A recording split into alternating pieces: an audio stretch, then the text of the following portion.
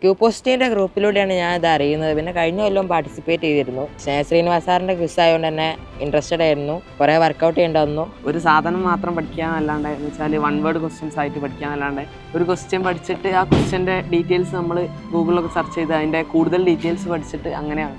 ഞാൻ 6ാം ക്ലാസ് മുതൽ ക്വിസസിന് പാർട്ടിസിപ്പേറ്റ് ചെയ്യുന്നുണ്ട്. ഒരു സന്തോഷമാണ്, രസമാണ് പാർട്ടിസിപ്പേറ്റ് ചെയ്യുന്നത്. ഒരു ഗെയിം തന്നെയാണ് ക്വിസ് എന്ന് പറയുന്നത്.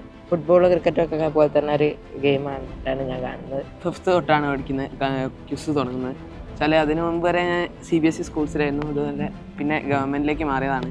അപ്പോഴാണ് കൂടുതലായിട്ട് ഞാൻ ക്വിസ് അറിയുന്നത്, അതുപോലെ ക്വിസിൽ പാർട്ടിസിപ്പേറ്റ് ചെയ്യാൻ തുടങ്ങുന്നത്. ബിഡിങ് ഗ്രൗണ്ടാണ് ഞങ്ങളെ വളരെ സഹായിച്ച കളി ഇത് ക്വിസ് ജയിക്കാൻ വേണ്ടി.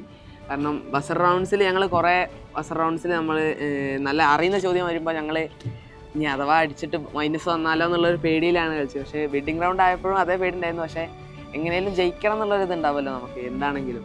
അപ്പോൾ ആ ഒരു ഇതിലാണ് ഞങ്ങൾ ബിഡ് ചെയ്യുമ്പോൾ നമ്മൾ മാക്സിമം തന്നെ ബിഡ് ചെയ്തിട്ടാണ് ഞങ്ങൾ കളിച്ചത്. ധാരാളം ആൾക്കാർ പങ്കെടുക്കുന്ന ഒരു ക്വിസിൽ നമ്മൾ ജയിക്കുക എന്ന് പറഞ്ഞാൽ, അതും കോഴിക്കോട് ജില്ലയെ എത്ര വലിയ ജില്ല, ആ ഒരു ജില്ലയിൽ നിന്ന് തന്നെ നമ്മളെ ആ ജില്ലയെ പ്രതിനിധീകരിച്ച് പോകുക പറഞ്ഞാൽ വലിയൊരു കാര്യമാണ്. വളരെ